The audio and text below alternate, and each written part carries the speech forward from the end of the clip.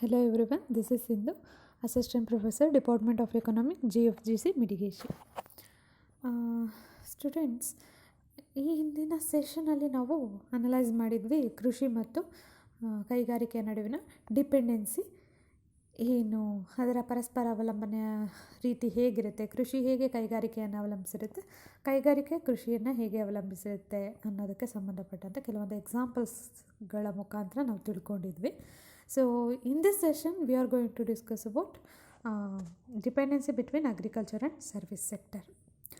ಕೃಷಿ ಬಹಳ ಪ್ರಮುಖ ಪ್ರಾಥಮಿಕ ವಲಯವಾಗಿರೋದ್ರಿಂದ ಉಳಿದಿರ್ತಕ್ಕಂಥ ಎರಡು ವಲಯಗಳೊಡನೆ ಯಾವ ರೀತಿ ಸಂಬಂಧವನ್ನು ಹೊಂದಿದೆ, ಯಾವ ರೀತಿ ಅವಲಂಬಿತವಾಗಿರುವ ಪರಸ್ಪರ ವಲಯಗಳು ಅನ್ನೋದನ್ನು ನಾವು ನೋಡ್ತಾ ಹೋಗಬೇಕಾಗುತ್ತೆ. ಕೃಷಿ ಮತ್ತು ಸೇವಾ ವಲಯದ ನಡುವಿನ ಪರಸ್ಪರ ಅವಲಂಬನೆ. ಕೃಷಿ ಕೈಗಾರಿಕೆಗಳೇನು ಪರಸ್ಪರ ಅವಲಂಬಿತವಾಗಿರ್ತವೆ. ಕೃಷಿಯನ್ನು ಅವಲಂಬಿಸಿರ್ತಕ್ಕಂಥ ಕೈಗಾರಿಕೆಗಳಿದ್ದಾವೆ, ಕೈಗಾರಿಕೆಗಳನ್ನು ಅವಲಂಬಿಸಿರ್ತಕ್ಕಂಥ ಕೃಷಿ ಇದೆ. ಈಗ ನಮಗೆ ಕೃಷಿಯನ್ನು ಅವಲಂಬಿಸಿರೋದು ಅಂತ ಹೇಳಿದ್ರೆ ಕೆಲವೊಂದು ಕಚ್ಚಾ ಸಾಮಗ್ರಿಗಳಿಗೆ ಅಂತಲೇ ಕೈಗಾರಿಕೆಗಳು ಅವಲಂಬಿಸಿರ್ತವೆ. ಅವುಗಳ ಬಗ್ಗೆ ನಾನು ಡಿಸ್ಕಸ್ ಮಾಡಿದ್ದೆ ಲಾಸ್ಟ್ ಸೆಷನಲ್ಲಿ. ಸಕ್ಕರೆ ಉತ್ಪಾದನೆಗಾಗಿ ಕಬ್ಬು, ಲೆದರ್ ಪ್ರಾಡಕ್ಟ್ಸ್ಗಾಗಿ ಅನಿಮಲ್ ಸ್ಕಿನ್, ಡೈರಿ ಪ್ರಾಡಕ್ಟ್ಸ್ಗಳಿಗಾಗಿಯೂ ಕೂಡ ಕೃಷಿ ಉತ್ಪನ್ನವನ್ನು ಅವಲಂಬಿಸಿರ್ತಕ್ಕಂಥದ್ದನ್ನು ನಾವು ನೋಡ್ತಾ ಬಂದಿದ್ವಿ. ಈ ರೀತಿ ಕೆಲವೊಂದು ಕೈಗಾರಿಕೆಗಳು ಬಟ್ಟೆ ಉತ್ಪಾದನೆಗಾಗಿ ಹತ್ತಿ ಬಟ್ಟೆ, ಹೀಗೆ ಸಾಕಷ್ಟು ರೀತಿಯಲ್ಲಿ ಕೆಲವೊಂದು ಕಚ್ಚಾ ಸಾಮಗ್ರಿಗಳಿಗೆ ಅಂತಲೇ ಕೆಲವೊಂದು ಕೈಗಾರಿಕೆಗಳು ಕಂಪ್ಲೀಟಾಗಿ ಕೃಷಿಯ ಮೇಲೆ ಅವಲಂಬಿತವಾಗಿರ್ತವೆ. ಇದು ಒಂದು ಪಾರ್ಟ್. ಅದೇ ರೀತಿ ಕೃಷಿಗೆ ಬೇಕಾಗಿರ್ತಕ್ಕಂತಹ ಸಲಕರಣೆಯನ್ನು ಒದಗಿಸ್ಕೊಡ್ತಕ್ಕಂಥದ್ದು ಕೂಡ ಕೈಗಾರಿಕೆ. ಇದು ಪರಸ್ಪರ ಅವಲಂಬನೆ. ಇದನ್ನು ಹೊರತುಪಡಿಸಿ ಜನರಲಿ ನಾವು ಡಿಸ್ಕಸ್ ಮಾಡೋದಾದರೆ ಕೃಷಿ ಈ ಕಚ್ಚಾ ಸಾಮಗ್ರಿಗಳನ್ನು ಪೂರೈಸೋದಷ್ಟೇ ಅಲ್ಲ, ಬೇಕಿರ್ತಕ್ಕಂತಹ ಕೈಗಾರಿಕೆಯ ಸರಕುಗಳಿಗೆ ಲಾರ್ಜ್ ಸ್ಕೇಲಲ್ಲಿ ಒಂದು ಡಿಮ್ಯಾಂಡ್ ಕ್ರಿಯೇಟ್ ಆಗೋದು ಅಂತ ಹೇಳಿದ್ರೆ ಕೃಷಿ ವಲಯದಿಂದ. ಈಗ ಸಾಕಷ್ಟು ಅನುಭೋಗಿ ಸರಕುಗಳು ಬೇಕಾಗುತ್ತೆ ಕೃಷಿ ವಲಯಕ್ಕೆ. ಅವರು ಕೈಗಾರಿಕೆಗಳಿಂದಾಗಿ ಈ ಕೃಷಿ ಸಲಕರಣೆಗಳನ್ನು ಹೊರತುಪಡಿಸಿ ದಿನನಿತ್ಯ ಅವರ ಜೀವನಕ್ಕಾಗಿ ಹಲವಾರು ಅನುಭೋಗಿ ಸರಕುಗಳನ್ನು ಬಳಸ್ತಾ ಹೋಗ್ತಾರೆ. ಆ ಅನುಭೋಗಿ ಸರಕುಗಳಿಗೆ, ಕೈಗಾರಿಕೆಗಳ ಅನುಭೋಗಿ ಸರಕುಗಳಿಗೆ ಕೃಷಿಯಿಂದ ಹೆಚ್ಚು ಬೇಡಿಕೆ ಬರ್ತಕ್ಕಂಥದ್ದು ಕೃಷಿ ವಲಯದಿಂದ. ಯಾಕೆಂದರೆ ಮೆಜಾರಿಟಿ ಇರೋದು 52% ಅಗ್ರಿಕಲ್ಚರ್. ಸೊ ಅಗ್ರಿಕಲ್ಚರಿಂದ ಹೆಚ್ಚು ಡಿಮ್ಯಾಂಡ್ ಬರ್ತಕ್ಕಂಥದ್ದು ಕೈಗಾರಿಕಾ ಅನುಭೋಗಿ ಸರಕುಗಳಿಗೆ ಅತಿ ಹೆಚ್ಚು ಬೇಡಿಕೆ ಬರ್ತಕ್ಕಂಥ ವಲಯ ಅಂದರೆ ಅದು ಕೃಷಿಯಿಂದ. ಹಾಗೆಯೇ ಕೃಷಿಯ ಆಹಾರ ಪದಾರ್ಥಗಳಿಗೂ ಕೂಡ ಕೈಗಾರಿಕೆಗಳಿಂದ ಬೇಡಿಕೆ ಬರುತ್ತೆ. ಸೊ ಇದು ಜನರಲ್ ಡಿಪೆಂಡೆನ್ಸಿ. ಕಚ್ಚಾ ಸಾಮಗ್ರಿಗಳಿಗೆ ಕೈಗಾರಿಕೆ ಕೃಷಿಯನ್ನು ಅವಲಂಬಿಸಿರೋದು, ಕೃಷಿಯ ಸಲಕರಣೆಗಳಿಗೆ ಕೈಗಾರಿಕೆಯನ್ನು ಕೃಷಿ ಅವಲಂಬಿಸಿರೋದು. ಇದು ಒಂದು ಪಾರ್ಟ್. ಆದರೆ ಬಹಳ ಪ್ರಮುಖ ಸೋರ್ಸ್ ಕೈಗಾರಿಕೆಗಳು ಅನುಭೋಗಿ ಸರಕುಗಳನ್ನ ಉತ್ಪಾದನೆ ಮಾಡ್ತವೆ, ಕೃಷಿ ಆಹಾರ ಪದಾರ್ಥಗಳನ್ನು ಉತ್ಪಾದನೆ ಮಾಡುತ್ತೆ. ಸೊ ಕೃಷಿ ಕೈಗಾರಿಕೆಗಳಿಂದ ಕೈಗಾರಿಕಾ ಸರಕುಗಳನ್ನ ಪಡ್ಕೊಳ್ಳುತ್ತೆ, ಕೈಗಾರಿಕೆ ಕೃಷಿಯಿಂದ ಆಹಾರ ಪದಾರ್ಥವನ್ನು ಪಡ್ಕೊಳ್ಳುತ್ತೆ. ಈ ರೀತಿಯಾಗಿ ಇಂಟರ್ಡಿಪೆಂಡೆನ್ಸಿಯನ್ನು ನಾವು ನೋಡ್ತೀವಿ. And what about service sector and agriculture? ನಾವು ಹಿಂದಿನ ಸೆಷನಲ್ಲಿ ಕೃಷಿ ಮತ್ತು ಕೈಗಾರಿಕೆಯ ಪರಸ್ಪರ ಅವಲಂಬನೆ ಹೇಗಿತ್ತು ಅನ್ನೋದನ್ನು ಅನಲೈಸ್ ಮಾಡಿದ್ವಿ. ಹಾಗಿದ್ದರೆ ಕೃಷಿ ಮತ್ತು ಸೇವಾ ವಲಯದ ನಡುವಿನ ಸಂಬಂಧ ಎಂಥದ್ದು? ಕೃಷಿ ಮತ್ತು ಸೇವಾ ವಲಯದ ನಡುವಿನ ಪರಸ್ಪರ ಅವಲಂಬನೆ ಎಂಥದ್ದು ಅಂತ ಹೇಳ್ಬಿಟ್ಟು ನಾವು ಅಬ್ಸರ್ವ್ ಮಾಡ್ತಾ ಹೋಗಬೇಕಾಗುತ್ತೆ. ಕೃಷಿ ವಲಯ ಅಂತಕ್ಕಂಥದ್ದು ಏನು ಅಂತ ಹೇಳಿದ್ರೆ, ನಮ್ಗೆ ತಿಳಿದಿರೋ ಹಾಗೆ ಕೃಷಿ ಆಧಾರಿತ ಚಟುವಟಿಕೆಗಳು ಯಾವುವು ಅಂತ ಈಗ ಆಲ್ರೆಡಿ ಡಿಸ್ಕಸ್ ಮಾಡಿದ್ವಿ ನಾವು. ಕೃಷಿ ನಮ್ಮ ಜೀವನೋಪಾಯಕ್ಕಾಗಿ ಮಾಡ್ತಕ್ಕಂಥದ್ದು ಕೃಷಿ ಆಧಾರಿತ ಚಟುವಟಿಕೆಗಳು. ಪಶುಸಂಗೋಪನೆ, ಮೀನುಗಾರಿಕೆ, ಅರಣ್ಯಗಾರಿಕೆ, ಗಣಿಗಾರಿಕೆ ಇವೆಲ್ಲವೂ ಕೂಡ ಕೃಷಿ ಆಧಾರಿತ ಚಟುವಟಿಕೆಗಳು. ಸರ್ವಿಸ್ ಸೆಕ್ಟಾರ್ ಅಂತ ಬಂದರೆ ನಮಗೆ ಸೇವೆಯನ್ನು ಒದಗಿಸ್ಕೊಡ್ತಕ್ಕಂಥ ವಲಯ, ಸೇವಾ ವಲಯ, ತೃತೀಯ ವಲಯ ಅಂತ ಹೇಳ್ಬಿಟ್ಟು ಕರಿತೀವಿ. ನಮಗೆ ಸರ್ವಿಸನ್ನು ಪ್ರೊವೈಡ್ ಮಾಡಬೇಕು.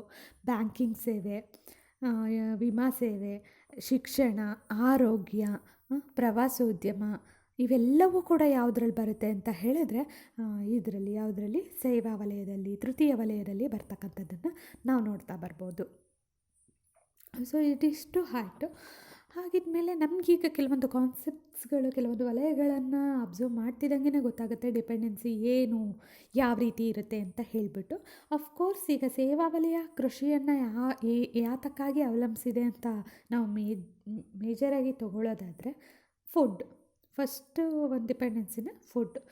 ಎಲ್ಲ ವಲಯಗಳಿಗೂ ಫುಡ್ಡನ್ನು ಪ್ರೊವೈಡ್ ಮಾಡೋದೇ ಕೃಷಿ. ಹಾಗಾಗಿ ಸೇವಾ ವಲಯ ಕೃಷಿಯಿಂದ ಪಡ್ಕೊಳ್ತಕ್ಕಂಥದ್ದು, ಕೃಷಿಯ ಮೇಲೆ ಯಾಕೆ ಅವಲಂಬಿತವಾಗಿದೆ ಅಂತ ಹೇಳಿದರೆ ಆಹಾರದ ಮೂಲ ಕೃಷಿ. ಸೊ ಹಾಗಾಗಿ ನಮಗೆ ಆಹಾರಕ್ಕೋಸ್ಕರ ಸೇವಾ ವಲಯವು ಕೃಷಿಯನ್ನು ಅವಲಂಬಿಸಿರುತ್ತೆ.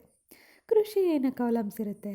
ಸೇವೆಗಳನ್ನು ಪಡ್ಕೊಳ್ಳೋಕ್ಕೆ, ಸೇವೆ ವಲಯದಿಂದಾಗಿ ಬ್ಯಾಂಕಿಂಗ್ ಸೇವೆಯನ್ನು ಪಡ್ಕೊಳ್ಳೋದಕ್ಕಾಗಿರ್ಬೋದು, ವಿಮಾ ಸೇವೆಯನ್ನು ಪಡ್ಕೊಳ್ಳೋದಕ್ಕಾಗಿರ್ಬೋದು, ಶಿಕ್ಷಣಿಕ ಸೇವೆ, ಆರೋಗ್ಯ ಸೇವೆಯನ್ನು ಪಡ್ಕೊಳ್ಳೋಕ್ಕಾಗಿರ್ಬೋದು.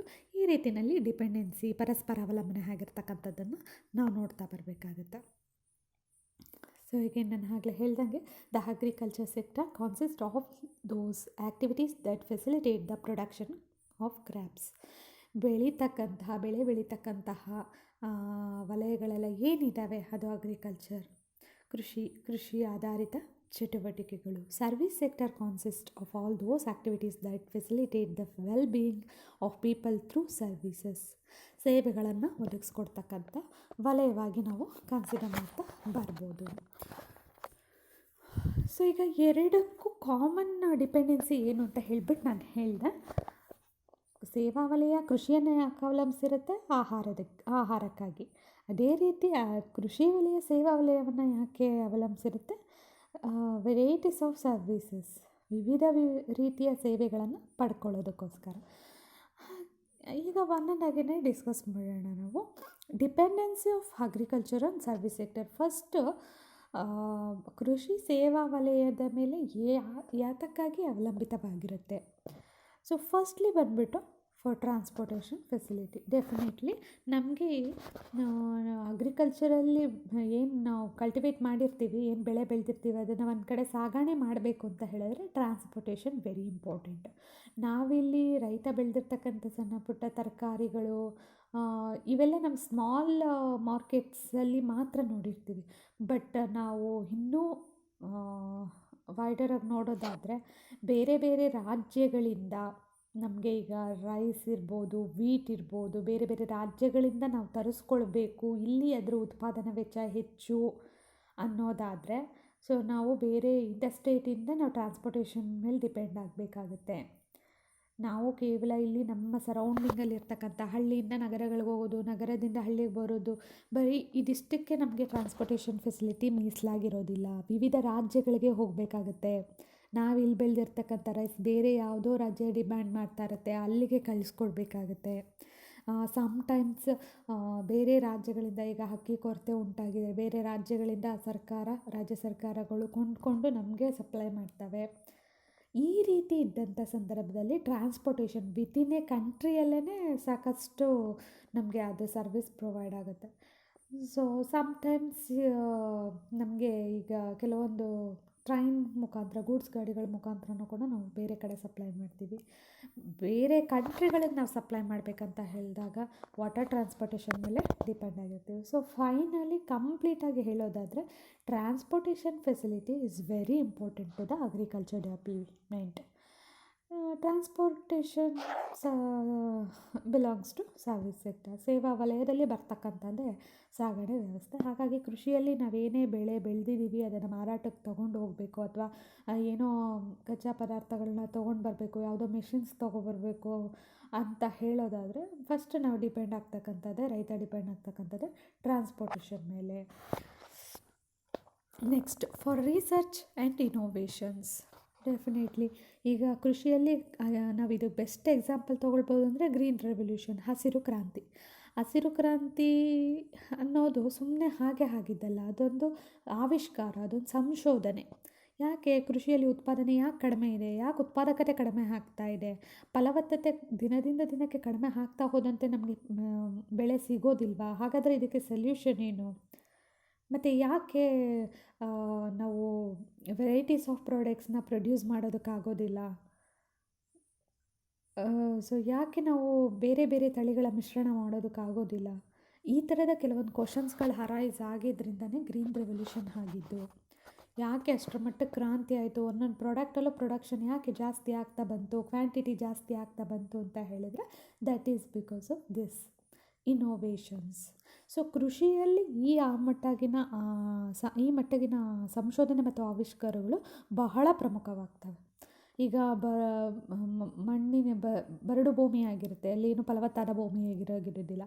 ಅಂತಹ ಭೂಮಿಯನ್ನು ಇವತ್ತಿನ ದಿನ ಫಲವತ್ತಾದಾಗಿರ್ತಕ್ಕಂಥ ಭೂಮಿಯನ್ನಾಗಿ ಮಾಡಿ ಅದರಲ್ಲೂ ಬೆಳೆ ತೆಗಿತಕ್ಕಂಥ ಕೆಲಸ ಆಗ್ತಾಯಿದೆ. ಸೊ ಅದನ್ನು ಹೇಗೆ ಮಾಡೋದು, ಬರಡು ಭೂಮಿಯನ್ನು ಫಲವತ್ತಾಗಿರ್ತಕ್ಕಂಥ ಭೂಮಿಯಾಗಿ ಹೇಗೆ ಮಾಡೋದು, ಮತ್ತು ಯಾವ ಮಣ್ಣಿನಲ್ಲಿ ಯಾವ ಬೆಳೆ ತೆಗಿಬಹುದು. ಈಗ ನಾರ್ತಲ್ಲಿರ್ತಕ್ಕಂತಹ ಕೆಲವೊಂದು ನಾರ್ತ್ ಕರ್ನಾಟಕದಲ್ಲಿ ಬ್ಲ್ಯಾಕ್ ಸಾಯಿಲ್ ಇರೋದು, ಕಪ್ಪು ಮಣ್ಣು. ಸೊ ಅದು ಕೆಲವೊಂದು ಬೆಳೆಗಳಿಗೆ ಮಾತ್ರ ಸೂಕ್ತ ಆಗಿರುತ್ತೆ. ನಮ್ಮಲ್ಲೆಲ್ಲ ರೆಡ್ ಸಾಯಿಲ್ ಅಂತ ಬಂದಾಗ, ಕೆಂಪು ಮಣ್ಣು ಅಂತ ಬಂದಾಗ ಅದು ಕೆಲವೊಂದು ಬೆಳೆಗಳಿಗೆ ಸೂಕ್ತವಾಗಿರುತ್ತೆ. ಸೊ ಅಲ್ಲಿ ನಾವು ಅದನ್ನು ಮಣ್ಣಿನ ಫಲವತ್ತತೆಯನ್ನು ಪರೀಕ್ಷೆ ಮಾಡಬೇಕು, ಸಂಶೋಧನೆಗಳು ಮಾಡಬೇಕು. ಆಮೇಲೆ ಸಾಕಷ್ಟು ಪ್ಲ್ಯಾಂಟೇಷನ್ಸ್ಗಳು ಮೆಡಿಕಲ್ಗೆ ಅಂತಲೇ ಹೇಳಿಬಿಟ್ಟಿರ್ತವೆ. ಈಗ ಆಯುರ್ವೇದಕ್ಕೆ ನಾವು ತೊಗೊಳ್ತಕ್ಕಂತಹ ಮೆಡಿಕೇಷನ್ಗೆ ಅಂತಲೇ ಹೇಳಿಬಿಟ್ಟು ನಾವು ಅದನ್ನು ಯೂಸ್ ಮಾಡ್ತಾ ಬರ್ತೀವಿ. ಆ ರೀತಿ ಮಾಡಬೇಕಾದಂಥ ಸಂದರ್ಭದಲ್ಲಿ ಮೆಡಿಕೇಷನ್ಗೆ ಅಂತ ಹೇಳಿಬಿಟ್ಟು ನಾವು ತೊಗೊಳ್ಬೇಕಾದಾಗ ಸೊ ಡೆಫಿನೆಟ್ಲಿ ರಿಸರ್ಚ್ಗಳು ಹೆಚ್ಚಾಗಬೇಕು. So it's coming under in service sector. So ಕೃಷಿಯಲ್ಲಿ ಸಂಶೋಧನೆ ಮತ್ತು ಆವಿಷ್ಕಾರಗಳು ಹೆಚ್ಚಾಗಿ ಆಗ್ತಿದ್ದಾವೆ ಅಂತ ಹೇಳಿದ್ರೆ so that is one type of research and innovations. ಶಿಕ್ಷಣದ ಅಡಿಯಲ್ಲಿ ಬರ್ತಕ್ಕಂಥದ್ದು, ಸೊ ಸೇವಾ ಅಡಿಯಲ್ಲಿ ಬರ್ತಕ್ಕಂಥದ್ದು, ಸೇವಾ ವಲಯದಲ್ಲಿ ಬರ್ತಕ್ಕಂಥದ್ದು. Next, agriculture depend upon service for banking services. ಸೇವಾ ವಲಯದ ಮೇಲೆ ಮತ್ತೊಂದು ರೀತಿಯಲ್ಲಿ ಕೃಷಿ ಅವಲಂಬಿತವಾಗಿದೆ ಅನ್ನೋದಾದರೆ ಅದು ಬ್ಯಾಂಕಿಂಗ್ ಸೇವೆಗಳನ್ನ ಪಡ್ಕೊಳ್ಳೋದಕ್ಕೋಸ್ಕರ. ನಮಗೆಲ್ಲ ಗೊತ್ತಿರೋ ಹಾಗೆ ಕೃಷಿಗೆ ಅಂತಲೇ ಹೇಳಿಬಿಟ್ಟು ಒಂದು ಬ್ಯಾಂಕ್ ಇದೆ, NABARD, national bank for agriculture and rural development, ರಾಷ್ಟ್ರೀಯ ಕೃಷಿ ಮತ್ತು ಗ್ರಾಮೀಣ ಅಭಿವೃದ್ಧಿ ಬ್ಯಾಂಕ್ ಇರ್ತಕ್ಕಂಥದ್ದನ್ನು ನಾವು ನೋಡ್ತಾ ಬರ್ತೀವಿ. ಈಗ ಬ್ಯಾಂಕ್ಸ್ಗಳ ಫೆಸಿಲಿಟಿಯನ್ನು ಇಂಟ್ರಡ್ಯೂಸ್ ಮಾಡೋದಕ್ಕೆ, ಯಾಕೆಂತ ಹೇಳಿದರೆ ನಾವು ಲಾಸ್ಟ್ ಕ್ಲಾಸಲ್ಲಿ ಡಿಸ್ಕಸ್ ಮಾಡಿದ ಹಾಗೆ ಕೃಷಿಯಲ್ಲಿನ ಸಮಸ್ಯೆಗಳಲ್ಲಿ ಬಹಳ ಪ್ರಮುಖವಾಗಿರ್ತಕ್ಕಂಥದ್ದು ಏನಂತ ಹೇಳಿದ್ರೆ ಹಣಕಾಸಿನ ಕೊರತೆ. ಈ ಹಣಕಾಸಿನ ಸಾಲ ಸೌಲಭ್ಯವನ್ನು ವಿಸ್ತೃತಗೊಳಿಸೋದಕ್ಕೆ ಬ್ಯಾಂಕಿಂಗ್ ಫೆಸಿಲಿಟಿಯನ್ನು ಕೊಡ್ತಾ ಇರ್ತಕ್ಕಂಥದ್ದು ಸೇವಾ ವಲಯ. ಅದೇ ರೀತಿ ರೈತ ತನಗೆ ಬಂದಂತಹ ಆದಾಯವನ್ನು ಸೇವಿಂಗ್ಸ್ ಮಾಡೋದಕ್ಕೆ, ಉಳಿತಾಯ ಮಾಡೋದಕ್ಕೂ ಇರ್ತಕ್ಕಂತಹ ಒಂದು ವಲಯ ಅಂತ ಹೇಳಿದರೆ ಅದು ಬ್ಯಾಂಕಿಂಗ್ ವಲಯ. ಮತ್ತು ಸಾಲ ಸೌಲಭ್ಯಗಳನ್ನು ನೀಡ್ತಕ್ಕಂಥದ್ದು, ಕಡಿಮೆ ಬಡ್ಡಿ ದರಕ್ಕೆ ಸಾಲ ಸೌಲಭ್ಯಗಳನ್ನು ನೀಡ್ತಕ್ಕಂತಹದ್ದು ಕೂಡ ಬ್ಯಾಂಕಿಂಗ್ ಸೆಕ್ಟರ್. ಬೇರೆ ಕಡೆ ಹೋದಾಗ, ಲೇವಾದೇವಿ ಪದ್ಧತಿಗೆ ಹೋದಾಗ ಅತಿ ಹೆಚ್ಚು ಬಡ್ಡಿಯನ್ನು ಹಾಕಿ ರೈತರನ್ನು ಸುಲಿಗೆ ಮಾಡ್ತಕ್ಕಂಥದ್ದನ್ನು ನಾವು ನೋಡ್ತೀವಿ. ಸೊ ಅದೆಲ್ಲವನ್ನು ತಪ್ಪಿಸೋದಕ್ಕೆ, ಮಧ್ಯವರ್ತಿಗಳ ಹಾವಳಿಗಳನ್ನೆಲ್ಲ ತಪ್ಪಿಸೋದಕ್ಕೆ ಒಂದು ಸಿಸ್ಟಮ್ಯಾಟಿಕ್ಕಾಗಿ ಬ್ಯಾಂಕಿಂಗ್ ಸೆಕ್ಟರ್ ಇದೆ, ರೈತರ ಅನುಕೂಲಕ್ಕಾಗಿ. ಸೊ ಬ್ಯಾಂಕಿಂಗ್ ಸರ್ವಿಸ್ಗಾಗಿಯೂ ಕೂಡ ಕೃಷಿ ಸೇವಾ ವಲಯದ ಮೇಲೆ ಅವಲಂಬಿತವಾಗಿರ್ತಕ್ಕಂಥದ್ದನ್ನು ನಾವು ನೋಡ್ತೀವಿ. ಫಾರ್ ಎಜುಕೇಷನ್, ಡೆಫಿನೆಟ್ಟಾಗಿ ಶಿಕ್ಷಣ ಬೇಕೇ ಬೇಕು ಕೃಷಿಯಲ್ಲಿ. ಈಗ ಆಲ್ರೆಡಿ ನಾನು ಹೇಳ್ದಂಗೆ ರಿಸರ್ಚ್, ಇನೋವೇಷನ್ಸ್, ಸಂಶೋಧನೆ ಮತ್ತು ಆವಿಷ್ಕಾರಗಳು ಹೆಚ್ಚಾಗ್ತಿದ್ದಾವೆ ಅಂತ ಹೇಳಿದರೆ ಫಸ್ಟ್ ಪ್ರೈಮರಿ ಲೆವೆಲ್ ಅವರ ಒಂದು ಶಿಕ್ಷಣದ ಮಟ್ಟ ಹೆಚ್ಚಾಗಬೇಕು, ಶಿಕ್ಷಣವನ್ನು ಪಡ್ಕೊಳ್ತಾ ಇರ್ತಕ್ಕಂಥವ್ರು. ಸೊ ಹಾಗಾಗಿ ಅಗ್ರಿಕಲ್ಚರಲ್ಲೂ ಕೂಡ ಇವತ್ತು ಸಾಕಷ್ಟು ತಿಳ್ಕೊಳ್ತಕ್ಕಂತಹದ್ದು ಇರೋದ್ರಿಂದ ಅಗ್ರಿಕಲ್ಚರ್ ಯೂನಿವರ್ಸಿಟೀಸ್ಗಳು ಎಸ್ಟಾಬ್ಲಿಷ್ಡ್ ಆಗಿದ್ದಾವೆ, ಕೃಷಿ ವಿಶ್ವವಿದ್ಯಾಲಯಗಳು, ಕೃಷಿಗೆ ಸಂಬಂಧಪಟ್ಟಂತೆ ಸಂಶೋಧನೆಗಳು ಆಗಬೇಕಾಗಿದೆ. ಹಾಗಾಗಿ ಎಜುಕೇಷನ್ ಪರ್ಪಸ್ಸಿಂದನೂ ಕೂಡ ಅದೇ ರೀತಿ ಸಾಕಷ್ಟು ಜನ ರೈತರ ಮಕ್ಕಳು ಇವತ್ತು ಓದಿ ಬೇರೆ ಬೇರೆ ಉನ್ನತ ಹುದ್ದೆಗಳಲ್ಲಿ ಇರ್ತಕ್ಕಂಥದ್ದನ್ನು ನಾವು ನೋಡ್ತಾ ಇದ್ದೀವಿ, ಎಜುಕೇಟೆಡ್ ಆಗಿರ್ತಕ್ಕಂಥದ್ದನ್ನು ನಾವು ನೋಡ್ತಾ ಇದ್ದೀವಿ. ಸೊ ಕೃಷಿ ಹಿಂದುಳಿದಿದೆ, ಸೊ ರೈತರ ವಲಯನೂ ಹಿಂದುಳಿದಿದೆ. ಸೊ ಅವ್ರ ಮಕ್ಕಳೂ ಕೂಡ ಎಜುಕೇಷನ್ ಪಡ್ಕೊಳ್ಳೋಕ್ಕಾಗ್ದಲೇ ಇರೋವಂಥ ಸ್ಥಿತಿಯಲ್ಲಿ ಭಾಳಷ್ಟು ಇವತ್ತು ಸರ್ವಿಸ್ ಸೆಕ್ಟರ್ ಎಕ್ಸ್ಪ್ಯಾಂಡ್ ಆಗಿರೋದ್ರಿಂದ ರೈತರ ಮಕ್ಕಳು ಕೂಡ ಎಜುಕೇಷನನ್ನು ಪಡ್ಕೊಂಡು ಒಳ್ಳೊಳ್ಳೆ ಉನ್ನತ ಹುದ್ದೆಗಳಲ್ಲಿ ಅಲಂಕರಿಸಿರ್ತಕ್ಕಂಥದ್ದನ್ನು ನಾವು ನೋಡ್ಬೋದು. So agriculture again depends upon service sector because of education. So next, for health services, ಆರೋಗ್ಯ ಸೇವೆಗಳಿಗಾಗಿ ಡೆಫಿನೆಟ್ಲಿ ಕೃಷಿಗೆ ಸಂಬಂಧಪಟ್ಟಂತೆ ಕೃಷಿಯ ವಲಯವು ತಮ್ಮ ಆರೋಗ್ಯ ಸೇವೆಗಳಿಗಾಗಿ ಅವಲಂಬಿಸಿರ್ತಕ್ಕಂಥದ್ದು ಹಾಸ್ಪಿಟಲ್ಸ್ಗಳನ್ನು. ಸೊ ಆರೋಗ್ಯ ಸೇವೆಯನ್ನು ಒದಗಿಸ್ಕೊಡ್ತಾ ಇರ್ತಕ್ಕಂಥದ್ದು ಕೂಡ ಬರ್ತಕ್ಕಂಥದ್ದು ಸೇವಾ ವಲಯದಲ್ಲಿ. ಸೊ ಹೀಗೆ ಸಾಕಷ್ಟು ಸೇವೆಗಳನ್ನು ಪಡ್ಕೊಳ್ಳೋದಕ್ಕಾಗಿ ಈಗ ಟೂರಿಸಮ್, ಪ್ರವಾಸೋದ್ಯಮ, ಈಗ ಬೇರೆ ಕಡೆ ಎಲ್ಲ ಈಗ ಒಂದು ಪರ್ಟಿಕ್ಯುಲರ್ ಪ್ರಾಡಕ್ಟ್ಸ್ನ ಬೆಳೀತಾ ಇರ್ತಕ್ಕಂಥ ಕೃಷಿ ಪದಾರ್ಥಗಳನ್ನು ಬೆಳೀತಾ ಇರ್ತಕ್ಕಂಥ ಕಡೆ ಪ್ರವಾಸಿಗರು ಬಂದಾಗ ಪ್ರವಾಸಿಗರ ಇಲ್ಲಿನ ಕೃಷಿ ಪದಾರ್ಥಗಳನ್ನು ತೆಗೆದುಕೊಂಡು ಹೋದಾಗ ಈಗ ಕೆಲವು ಕಡೆ ನಾವು ನೋಡ್ತೀವಿ, ಧರ್ಮಸ್ಥಳ ಇಂಥ ಕಡೆ ಎಲ್ಲ ಹೋದಾಗ ಅಲ್ಲಿರ್ತಕ್ಕಂತಹ ಸ್ಪೆಸಿಫಿಕ್ ನಿರ್ದಿಷ್ಟ ಅಲ್ಲೇ ಸಿಗ್ತಕ್ಕಂಥ ಪದಾರ್ಥಗಳನ್ನು ಪ್ರವಾಸಿಗರು ಕೊಂಡೊಯ್ತಾರೆ. ಆಗ ಅಲ್ಲಿ ಆದಾಯದ ಪ್ರಮಾಣ ಹೆಚ್ಚಾಗುತ್ತೆ. ಸೊ ಪ್ರವಾಸೋದ್ಯಮವನ್ನು ನಾವಿಲ್ಲಿ ಕನ್ಸಿಡರ್ ಮಾಡ್ಬೋದು. ಇನ್ಶೂರೆನ್ಸ್, ವಿಮೆ, ಬೆಳೆ ಪರಿಹಾರ ವಿಮೆ, ಬೆಳೆ ನಾಶ ಆಗಿರುತ್ತೆ, ಬೆಳೆ ಪರಿಹಾರ ವಿಮೆಯನ್ನು ಒದಗಿಸ್ಕೊಡ್ತಾರೆ. ಹೀಗೆ ಸಾಕಷ್ಟು ಸೇವೆಗಳು ಸೇವಾ ವಲಯದಿಂದ ಕೃಷಿಗೆ ಹೋಗ್ತಾ ಇರುತ್ತೆ. ಸಾಕಷ್ಟು ಸೇವೆಗಳಿಗಾಗಿ ಕೃಷಿ ಸೇವಾ ವಲಯವನ್ನು ಅವಲಂಬಿಸಿರ್ತಕ್ಕಂಥದ್ದನ್ನು ನಾವು ನೋಡ್ತಾ ಬರ್ಬೋದು. ಸೊ ನೆಕ್ಸ್ಟ್, ಅಗ್ರಿಕಲ್ಚರ್ ಎಲ್ಲ ವಿಷಯಗಳಿಗೋಸ್ಕರ ಕೃಷಿ ಎಲ್ಲ ಸೇವೆಗಳಿಗಾಗಿ ಸೇವಾ ವಲಯದ ಮೇಲೆ ಅವಲಂಬಿತವಾಗಿರುತ್ತೆ.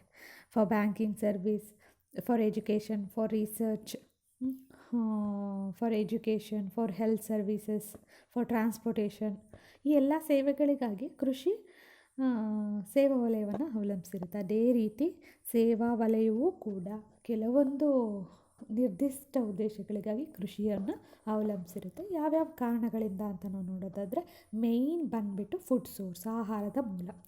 ಸೇವಾ ವಲಯಕ್ಕೆ ಬೃಹತ್ ಸೇವೆಯನ್ನು ಒದಗಿಸ್ಕೊಡ್ತಿರ್ತಕ್ಕಂಥಷ್ಟು ವಲಯಕ್ಕೆ ಹಾಗೆಯೇ ಎಲ್ಲ ವಲಯಗಳಿಗೂ ಆಹಾರದ ಮೂಲನೇ ಕೃಷಿ. ಸೊ ಕೃಷಿಗಾಗಿ, ಆಹಾರಕ್ಕಾಗಿ ಕೃಷಿಯ ಮೇಲೆ ಅವಲಂಬಿತವಾಗಿರ್ತಾರೆ. ಸೋರ್ಸ್ ಆಫ್ ಸೇವಿಂಗ್ಸ್, ಉಳಿತಾಯದ ಮೂಲ ಕೂಡ ಆಗಿರುತ್ತೆ. ಈಗ ಬ್ಯಾಂಕ್ಸ್ಗಳು ರನ್ ಆಗಬೇಕಂತ ಹೇಳಿದ್ರೆ ಮೇಯ್ನ್ ಬಂದುಬಿಟ್ಟು ಸೇವಿಂಗ್ಸ್, ಡೆಪಾಸಿಟ್ಸ್ ಅದರಲ್ಲಿ ಮೇಯ್ನ್. ಸೊ ರೈತ ತನ್ನ ಬಂದಂಥ ಆದಾಯವನ್ನು ಬ್ಯಾಂಕ್ನಲ್ಲಿ ಡೆಪಾಸಿಟ್ ಮಾಡಿದಾಗ ಅದೊಂದು ಉಳಿತಾಯದ ಮೂಲವಾಗಿರ್ತಕ್ಕಂಥದ್ದನ್ನು ನಾವು ನೋಡ್ತಾ ಬರ್ತೀವಿ. Next, growth of banks, savings ಹೆಚ್ಚಾಗ್ತಾ ಬಂದಾಗ, ಸಾಲದ ವಿಸ್ತರಣೆಗಳು ಜಾಸ್ತಿ ಆಗ್ತಾ ಬಂದಾಗ ಬ್ಯಾಂಕೋದ್ಯಮ ಬೆಳವಣಿಗೆ ಹೊಂದತಕ್ಕಂಥದ್ದನ್ನು ನಾವು ನೋಡ್ತಾ ಬರ್ಬೋದು. Next, more employment opportunities and so yes of course ಇಲ್ಲಿ ಸೇವಿಂಗ್ಸ್ ಜಾಸ್ತಿ ಆಗ್ತಾಯಿದೆ, ಬ್ಯಾಂಕ್ಸ್ಗಳು ಗ್ರೋತ್ ಆಗ್ತಿದೆ ಅಂತ ಹೇಳಿದಾಗ ಸೇವಾ ವಲಯಕ್ಕೆ ಸಂಬಂಧಪಟ್ಟಂತೆ ಇತರೆ ಸೇವೆಗಳು ಏನಿದ್ದಾವೆ, ಎಜುಕೇಷನ್ ಪರ್ಪಸ್ ಇರ್ಬೋದು, ಹೆಲ್ತ್ ಪರ್ಪಸ್ ಇರ್ಬೋದು, ಇವೆಲ್ಲ ಸರ್ವಿಸಸ್ಗಳು ಏನಿದ್ದಾವೆ ಈ ಸೆಕ್ಟಾರ್ಸ್ಗಳಲ್ಲಿ ಎಂಪ್ಲಾಯ್ಮೆಂಟ್ ಆಪರ್ಚುನಿಟೀಸ್ ಜಾಸ್ತಿ ಆಗ್ತಾ ಹೋಗುತ್ತೆ. ಈಗ ಕೃಷಿ ಇವೆಲ್ಲವನ್ನು ಅವಲಂಬಿಸಿದೆ ಅನ್ನೋದಾದರೆ ಎಜುಕೇಷನ್, ಸರ್ವೀಸ್, ಬ್ಯಾಂಕಿಂಗ್, ಟ್ರಾನ್ಸ್ಪೋರ್ಟೇಷನ್ನು ಇವುಗಳನ್ನೆಲ್ಲ ಅವಲಂಬಿಸಿದೆ ಅಂತ ಹೇಳಿದ್ರೆ ಅಲ್ಲಿ ಉದ್ಯೋಗಾವಕಾಶಗಳು ಹೆಚ್ಚಾಗ್ತಾ ಬರ್ತವೆ. ಯಾಕೆಂತ ಹೇಳಿದರೆ ಕೃಷಿಯಿಂದ ಈಗ ಟ್ರಾನ್ಸ್ಪೋರ್ಟೇಷನ್ಗೆ ಡಿಮ್ಯಾಂಡ್ ಜಾಸ್ತಿ ಆಯಿತು ಅಂತ ಹೇಳಿದರೆ ಟ್ರಾನ್ಸ್ಪೋರ್ಟೇಷನಲ್ ಸೆಕ್ಟರಲ್ಲಿರ್ತಕ್ಕಂಥವ್ರಿಗೆ ಎಂಪ್ಲಾಯ್ಮೆಂಟ್ ಆಪರ್ಚುನಿಟಿ ಜಾಸ್ತಿ ಆಗುತ್ತೆ.